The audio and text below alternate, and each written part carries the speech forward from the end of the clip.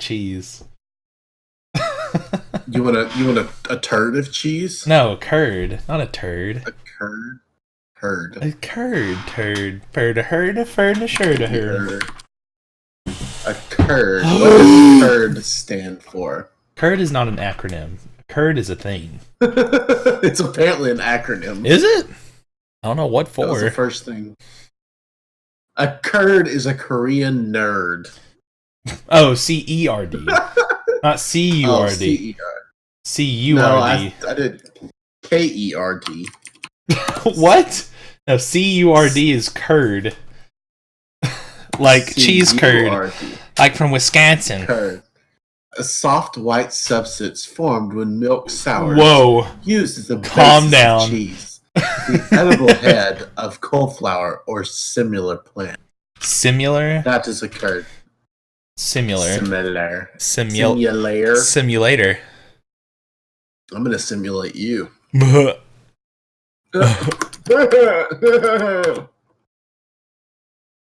Well, all right. I've got my head pointed over here because I wish there's probably like an app that does a view count whenever you don't, so you don't have to be on the Twitch page.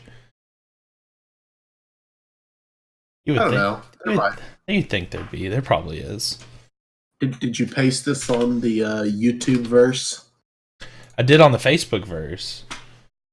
I didn't go to Twitch. That is what I meant. Cause I'm not Twitch. I mean, Twitter. Or I didn't post a picture of me like getting ready for the. No tweeting. Well, I'm jumping on it. I'll tell people. Tweet, we're live on Saturday night. Tweet. Dum. What should I say, y'all? We're live. Come on Saturday Night Live. No. Okay, Thursday Night Live. 3 exclamation points. We're live. Come hang out with us. Yeah. And anyone who's hanging out with us now, welcome. You're 1 minute early. So get out of the stream and then come back a minute later. No, don't tell them to go no, away. Come back, I'm sorry! I'm so sorry! We may not get them if we tell them to go away. You know how many times I've wrote twitch.tv/Critgamer? I don't know. How many times have you done that? Too many. Too many.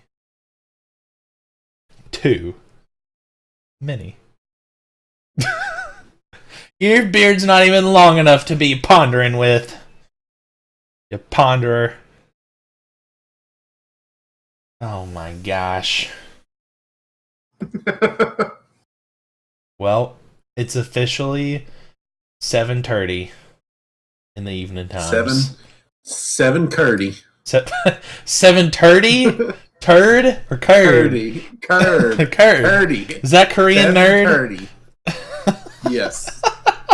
7 Korean nerdy. Oh my gosh. I kind of want to just see who pops in the Twitch chat.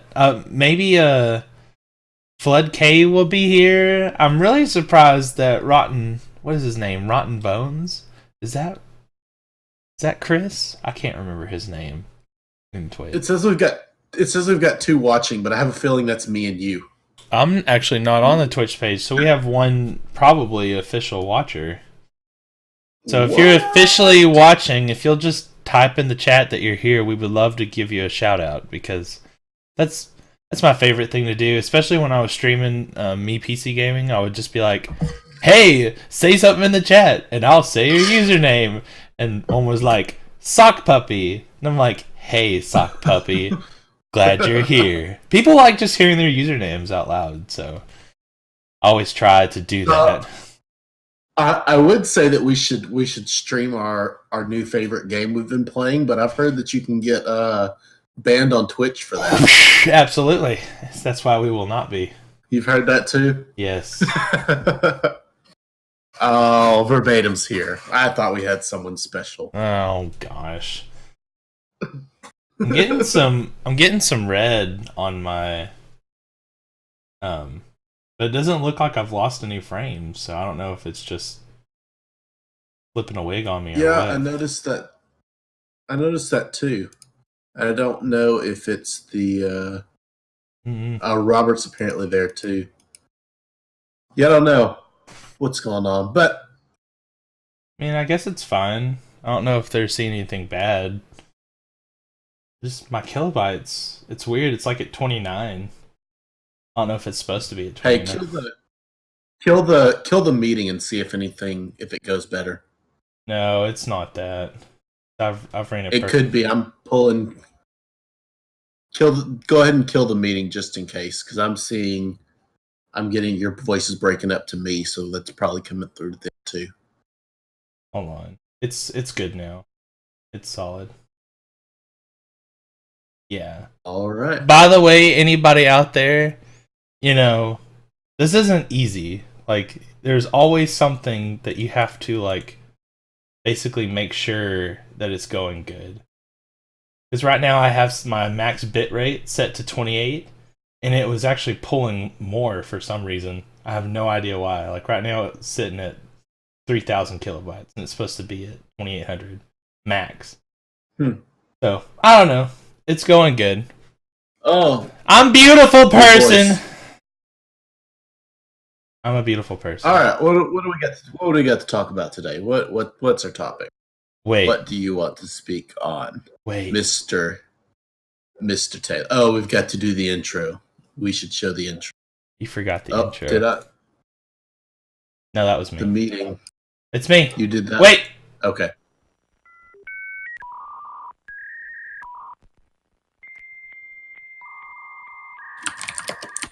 Click. Click a bunch. What?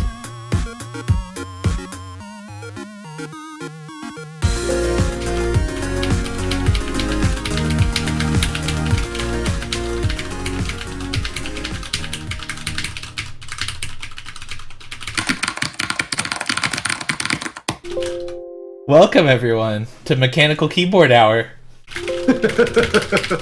And Windows noises. Andrew, what's up? How we roll. How are you doing? I'm doing. Wow, that sounds mighty productive to be doing. Oh, it is.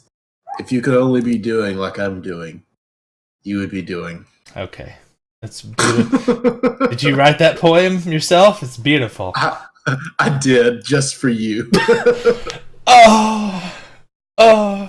And to all of our viewers out there, welcome. It's Taylor and Andrew bringing you the news. Since we don't have Kelby or Kirk, I guess we're just going to take over with mechanical keyboards for 30 minutes and Linux for 30 minutes. Does that sound good? Sounds about right. We could devote like 15 minutes to making fun of Kelby. That would make fun of Kelby. Get out. I think that would be perfect. At least 15 minutes of that. Well, let's see if we can squeeze the news in, and then if we have 15 minutes left over, we'll put that to making fun of Kelby. Because he's watching right now. I stare deeply into the camera. Anyways, we talked about this a time before, and this is the Kangaroo Plus Pocket PC, and apparently they're trying to one-up Intel, and now, of course, you think about the Intel one, it's a little bit smaller, so Intel's got it form factor-wise, but they've got twice the RAM in it, and quite a bit more storage, 4 gigs of RAM and 64 gigs of onboard memory. I like this thing. I want one. I think it's funny that you say that they're trying to one up Intel because they're still using Intel parts. I mean, it's still the Intel processor. It's still their SoC. I mean, But they're. Like, I guess we're one upping Intel by buying stuff from Intel. Well, not one up. Like, let me just get in the market and like stomp them. But I think they're trying to fill a void that Intel's not filling at the moment with Intel stuff. These Atom processor chips are really interesting, mm-hmm. and I think there's a lot of potential in them. But they've got a lot of negativity surrounding them, because if you think back to when they first came out on the with those netbooks that first came out, Oh Lord, the $200, like the first netbooks we got, what was that, 07, 08 ish, those are like the where single core atoms. Is that what it was, or like a dual core? Barely a dual core. Ugh. I don't think they were dual core yet, but they were super efficient. They were just pieces of junk with 10-inch screens that were super low res. And I mean, I've got one in my closet. It can't even run Ubuntu, which is little baby Linux. Can't do it. I've got one. I've got one at the office at work, and I tried to load Fedora on it, and it was still extremely slow with a Linux distro. It wasn't even. I could barely, pull up a web browser to try to do stuff with. That's when you know your hardware's out of date, when it can't run a small Linux distribution. That means it's time for it to go away. These Atom processors though are getting fairly powerful. Yeah, and I think for what they're going to do, or at least what market they're trying to appease to, they're going to do well. Like those Intel CompuSticks, what I think is like a really good, me being in the school district, we have a lot of, they're like bulletin boards, but they're televisions. So most of the time, they have like these really proprietary TVs that are like in the $2,000 range. Go buy like a $300 TV, and then go put a Intel Compute Stick behind it and run Windows 10 with PowerPoint and just let it sit on a loop. That's great. Yeah. Like for less than $1,000, you've got like a really cheap, viable bulletin board solution. So I think that's what they're trying to appease to. Now this Kangaroo Pocket PC, I think it's more of like, I would say, a beefed up Pi. It's not like a Pi where you could, do the GPIO and like do projects with it, but it's like it's a portable little web browsing computer that you can just go and stick anywhere, really. You know what's interesting, and I'm looking up that processor. I found a Windows 8.1 tablet for $700 online with that tablet in it. Seriously? You mean with that processor in it? So it's like the same thing, but minus a screen. And so for the price that you're getting this for, and if everyone who's watching this has a computer monitor, obviously, or has, a television that has HDMI on it. This is a cool little package here, and for not a lot of cost for what it will do. So I think everybody should continue to keep their eye out on it, since we've already covered this product before. I'm just looking to see if there's any motherboards that support it. There's like nothing out there. Are you talking about the processor? Yeah, that processor. I have ideas that would be perfect for, but don't sell it in anything but that chip. Yeah. Kind of sad. But on to the next one. Yeah, man. It's cool, so check it out. So there is a Google engineer who was playing around with a USB Type-C, and apparently he fried his Pixel. What do you think about that, Andrew? Well, I mean, he's going to get another one. He works for Google. I mean, he probably had like 4 of them, and he was like, "Oh man, I really like that one." Oh well. Yeah, I mean, it's not the end of the world for him, but it's interesting. I think the guy's name is Benson. Yeah. His first name is Benson, and it's actually pretty popular if you're on the. So I have a Nexus 6P. The nice, pretty 6P USB-C chargers. It is extremely hard to find a cable that follows the spec. I've got a USB-C cable here, a USB-C cable here, a USB-C cable here. That looks exactly like the one that's in the picture, Andrew. Yep, they are. It's the same picture. It's the exact same cable. Well, neato. That's not the one that fries your phone, is it? No. So what happens, the reason that it's able to fry it, is apparently there's a lot of manufacturers that are cheating the spec. Because what USB-C will do is it'll pull as much power from the device as the phone will ask for. So what they're doing is they're shorting out some chips on the USB end, and they're able to trick the phone into thinking that there's more power, and it pulls too much power and fries it. So probably what was happening, the reason he fried his Pixel is he was probably charging something off of it, because it's more of the host device that's at fault that has the problem of being fried and not the charging device. There's a lot of talk about it. There's a whole spreadsheet Google Doc on the Nexus 6P Reddit that goes through the things that Benson has tested and approved and says these work. The only reason I have so many of this cable is I bought two, and they were bad. They're not. I tested them. They don't follow the spec. And I contacted the manufacturer, and they're like, "Oh, we fixed it. We'll send you more." And they sent me two more bad ones. So I was just like, stupid. But I bought some from the one I bought it when we went to Fry's in Dallas that day. Doesn't follow back. I've got one good USB-C charger cable, which sucks, but luckily my phone doesn't really die. I'm sitting at 70% battery after all day.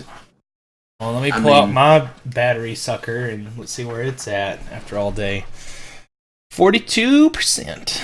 So I've only got an hour and a half of screen on time, but I'm still, after having it all day, it's been off the charger for right around 12 hours now, and I'm still at 70% battery. It'll go till, it's estimated that it'll go until, if you look, come on, camera. Come on, camera. You can't see it, but it estimates it'll last until 8 p.m. tomorrow. And crazy. I've actually went a day and a half without charging my phone before, so it's not even that unlikely. That's not rooted. It's stock OS. Yep, stock OS. What's interesting is I was getting some worse battery life, and I deleted Facebook earlier this week, and my battery life was back to like perfect. So if you have Facebook on your phone, you should delete it, because it really does sap the battery. And it wasn't even like showing up. Facebook wasn't even showing up in like the battery usage, but it made a difference deleting it. So take that as you will. I just use Facebook through the web browser if I need it during the day on my phone. I need like a third-party app that optimizes the web browser version of Facebook. They have one. There's several of them. Really? Yep. I need to look into that. Because battery. I'll have to find it and send it to you. Like I said, I just use. What's nice is if you use the web app, you also don't have to have the Messenger app, right? Because you can just reply through the web, and I don't know. I don't miss it. I don't need Facebook enough to need it on my phone. Right. I'm not that addicted to it, and it did make a difference from one day to the next in battery life. So, yeah, man. But watch out for USB-C chargers. Some of them are really bad and can fry your stuff. Yeah. Be careful, or just keep a phone with micro USB. It's whatevs. It's whatever.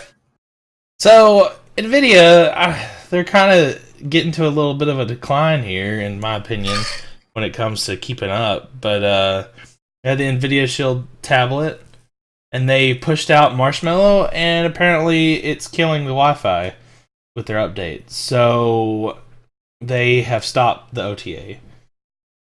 I mean, so they just released a borked update. I guess. It's fine, but I mean, I don't know. Isn't there not like some testing that's done internally, or is this? I don't know if this is a widespread thing, but apparently users are having issues with their Wi-Fi being totally screwed up. And it's funny how Manuel Guzman from NVIDIA Customer Care, reboot your tablet 2 or 3 times. That's the first step.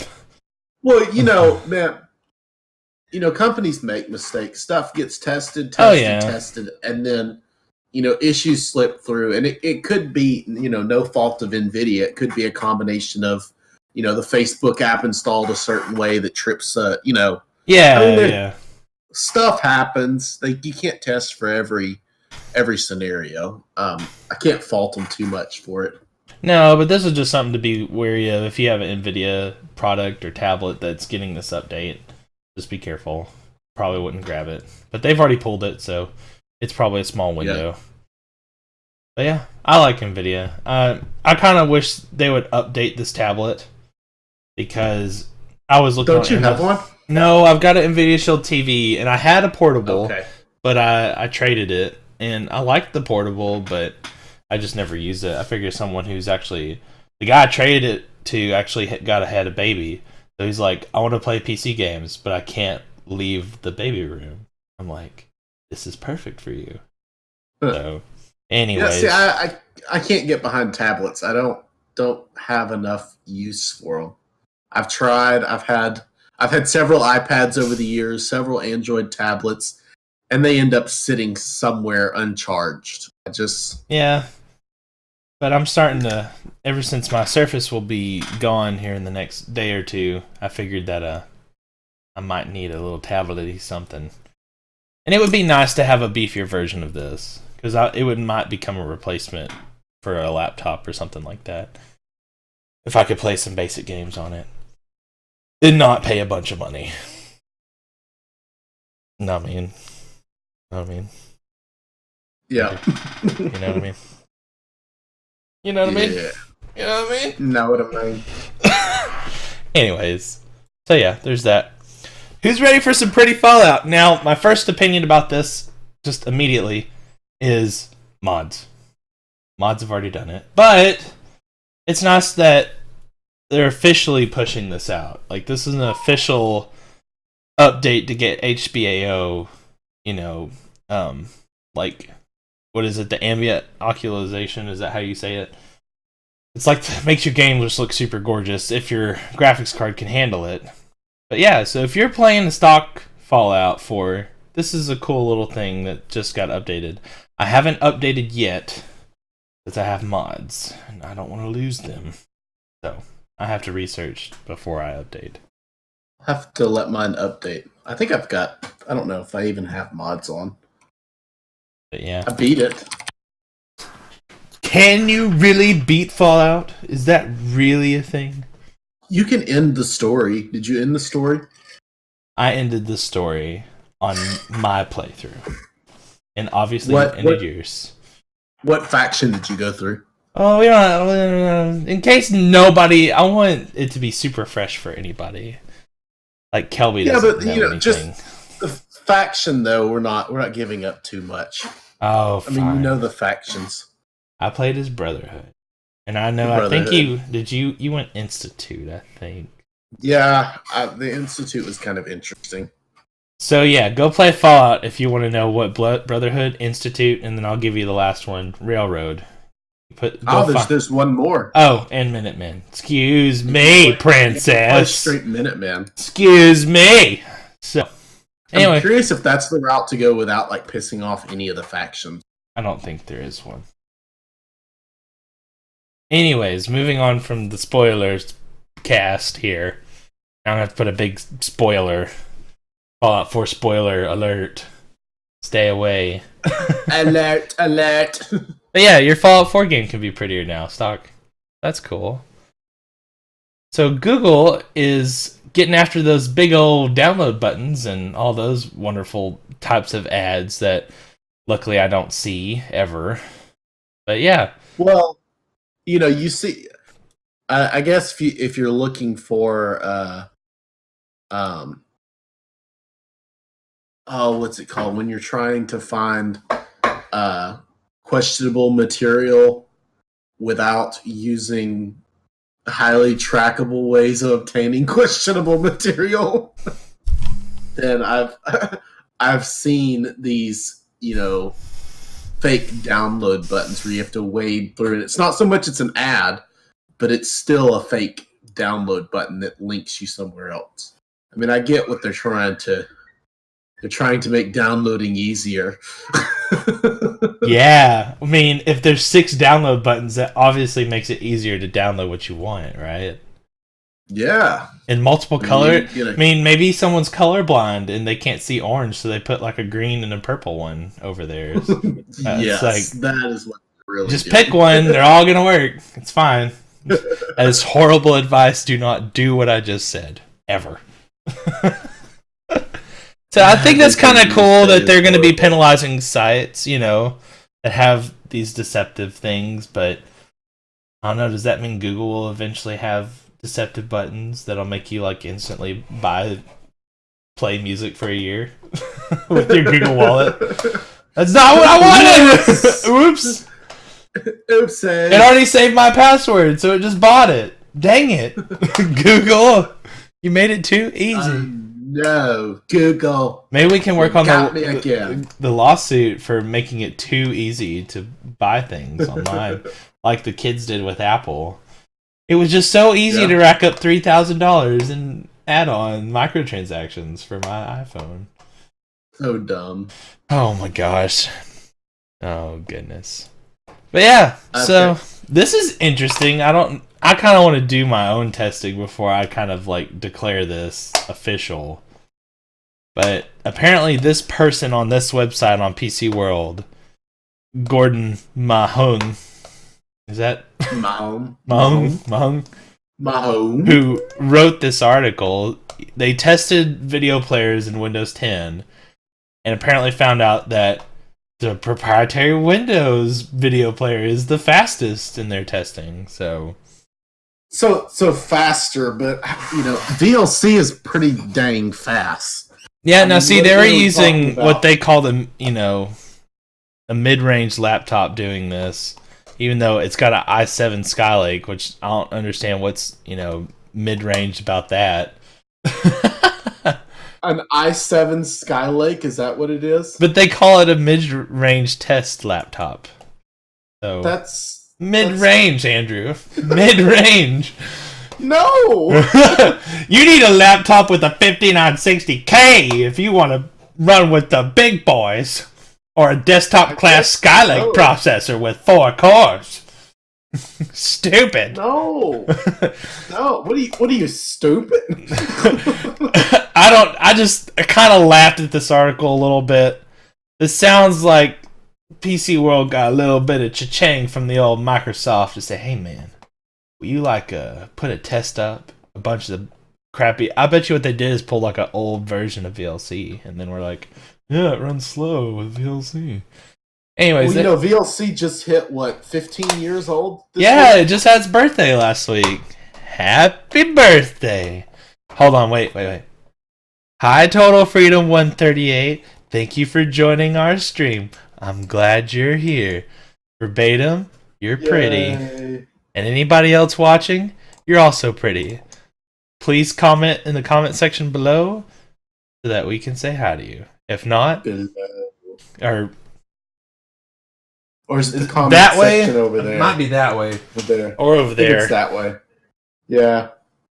It's definitely not down to be there. Here at least, so that's good. It's whatever, I guess.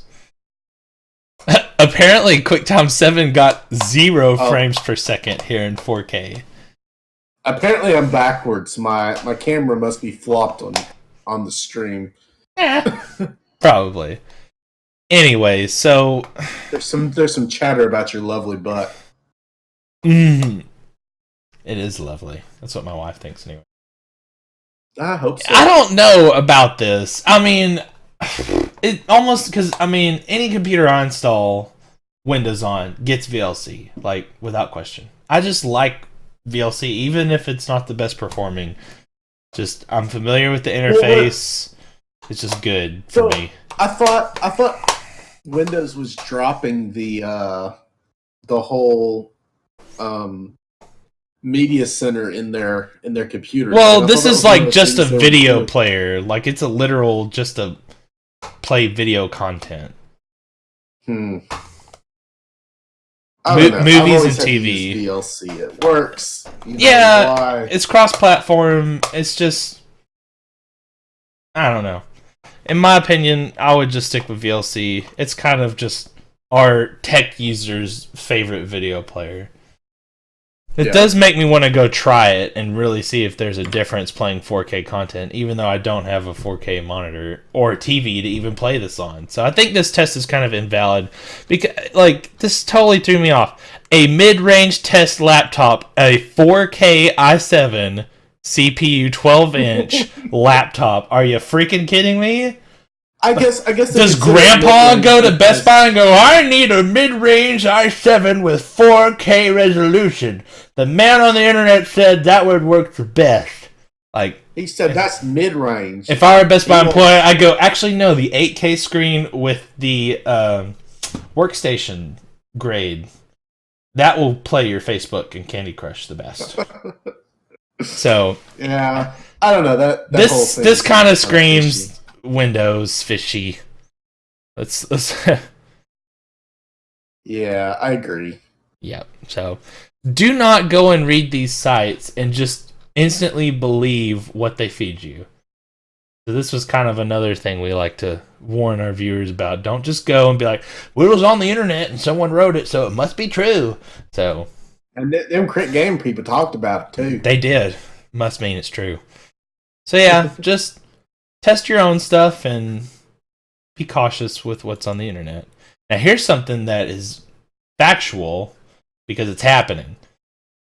Kojima and Del Toro are holding a talk. They're holding a little tech talk about their tech. Yeah, this is all you because I'm not. I don't know anything about them. So I don't know if you can see by the robots over here, but I like robots. And Del Toro was awesome with Pacific Rim, taking a lot of things like from Neon Genesis Evangelion, which we sadly did not get a live production of, but Japan is continually popping out movies, so I'm cool with that. And then we also get, Hideo Kojima made Metal Gear series, love it, all of it, and they're talking. A movie maker who writes good stories and a video game maker who tells really good stories want to get together. That just makes me really excited all the time. So, anyways, they were working on Silent Hill together, and I think something happened, and so... Was there a disturbance in the force? There was, and it basically got canceled.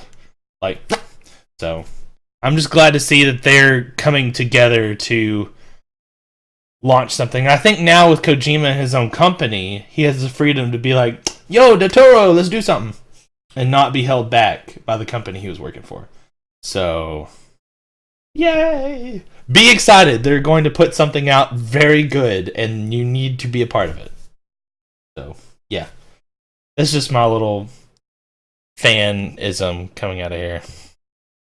But yeah. And yes, great games with good stories are good. And also a good game with a good story is Rocket League. The story of the eternal struggle of blue versus orange. Trying to attain greatness. That story. That story, though. So what are they doing here? They're making, is it test maps that you can play?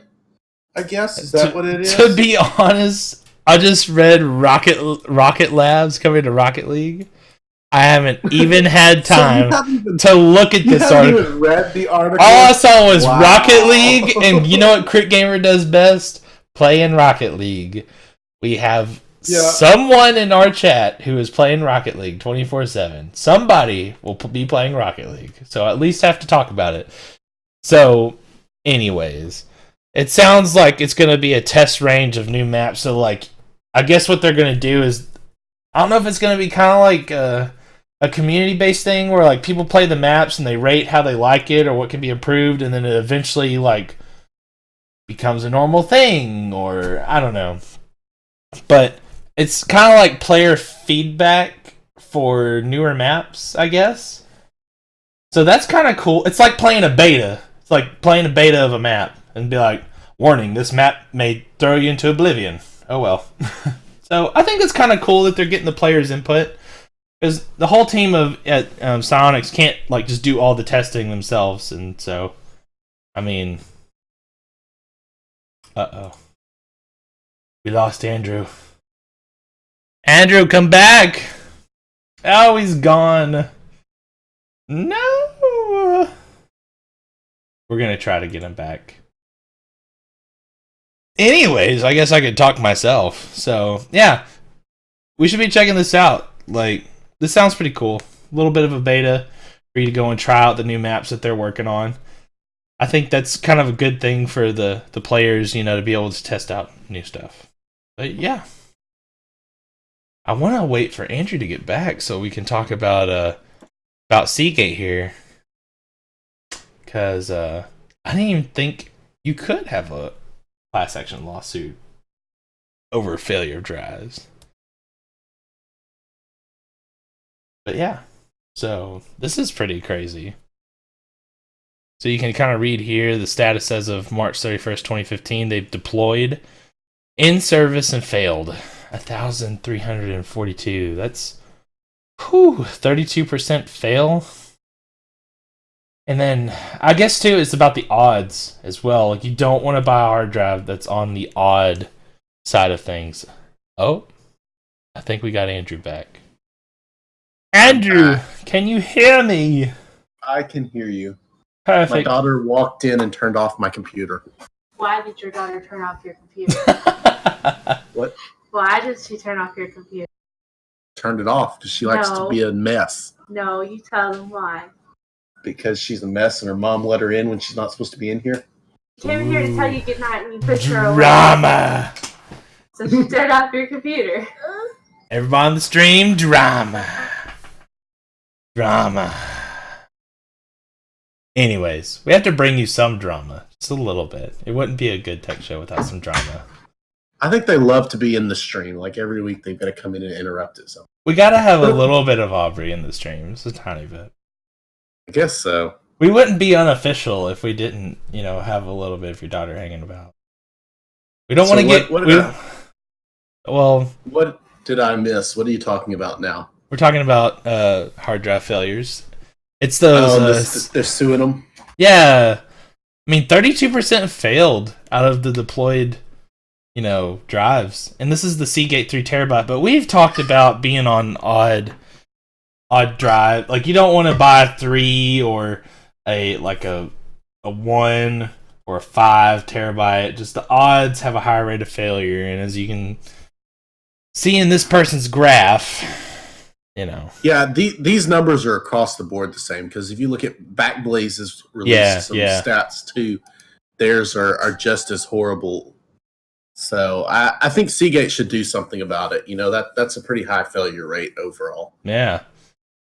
So be watching out if you see a 3 terabyte Seagate drive for like a really good deal. It's probably not a really good deal. Avoid it like the plague. Avoid it. So this is kind of an obvious news statement, but I mean, we'll kind of be discussing why. So Chromebooks statistically now are kind of killing off the lower end PC, which they say good. I mean, I'm really happy about it. But I just don't think Windows was meant to really run well on the lower end spec, whereas Chromebook was truly built for that spec to run well. Well, and I mean, so I mean, we go back to what we were talking about earlier, the Atom processors. Those Atoms are getting better. Yeah. I mean, they're definitely a viable machine now to use, and I just think it needs to be as snappy as, I mean, because I have a Chromebook and the battery life is absolutely amazing. It gets on the internet and browses, like, it does its job, and it's not over bloated like a lot of Windows devices are nowadays.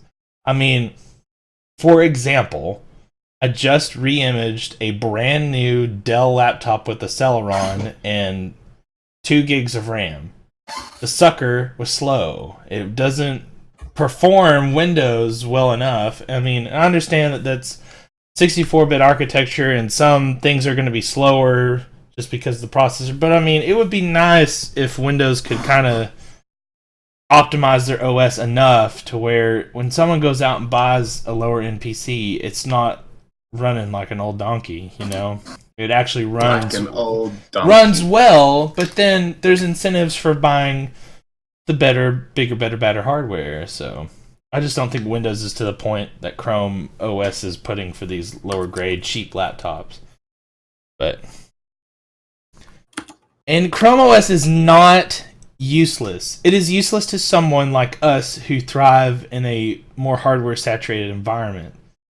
But for somebody who has nothing at all, and they have good internet access somewhere, and they need basic document writing, Chromebooks are great.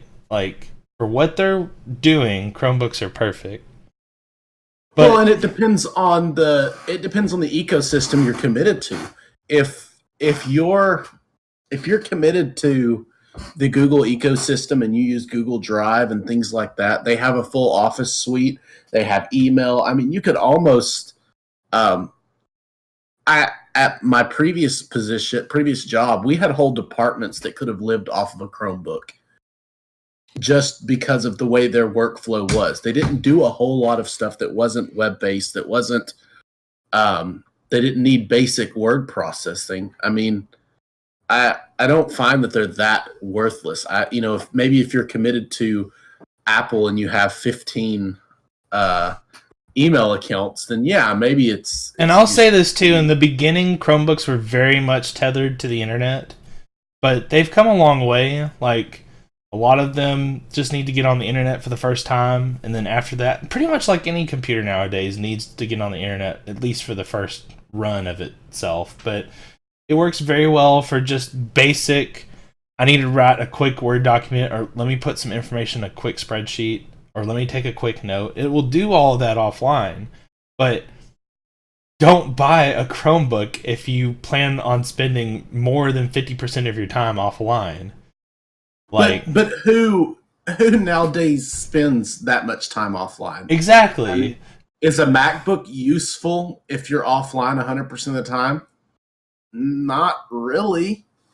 I mean, if you don't have internet, the computer's pretty useless the way we work as a well, you could use it as an offline video editing station and like content creation or stuff like that. But that's not what a Chromebook's for.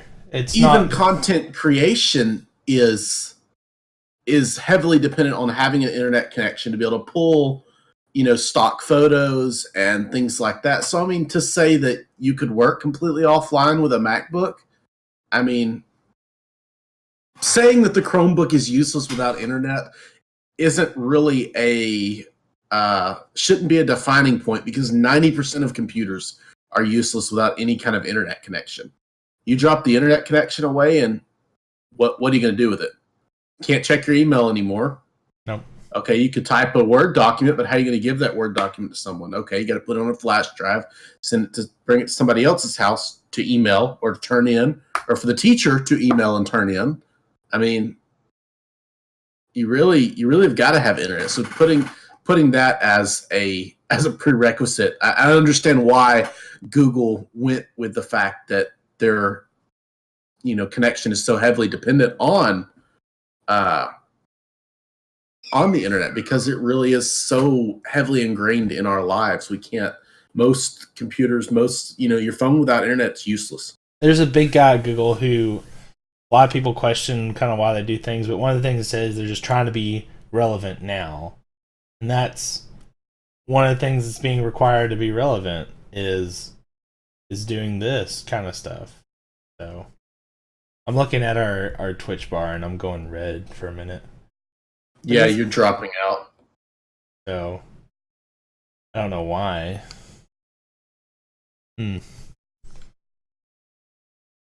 That sudden link though. Yeah, right. Suddenlink business for all things. Did you skip over the mozzarella stick article? Mozzarella stick article. There's one in the